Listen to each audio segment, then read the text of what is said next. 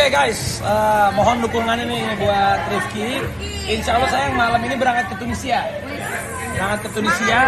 Jadi ada agendanya apa Ki? Ini dia sekarang atlet single nomor 1 Indonesia. Agendanya ke Tunisia ngapain bro? Di Tunisia pertandingan $15.000 di sana selama 3 minggu. $15.000 hadiahnya. Iya. Minta doanya, dukungannya untuk masyarakat Indonesia. Ya. Mudah-mudahan bisa mengharumkan nama Indonesia, balik ke Indonesia, membawa juara ke Indonesia. Keren banget, kita dukung Rifki dan jangan lupa nanti tanggal pulang ke Indonesia tanggal berapa? Tanggal 15 Januari. Oke, apapun hasilnya kita doain yang terbaik saya mudah-mudahan Sehat juga, sehat terus. Dan nanti tanggal 15 Januari pulang kan? Iya. Tunggu ya saat dia pulang nanti ada kejutan preskon dari kita. Siap. Oh, ada apa pokoknya tunggu.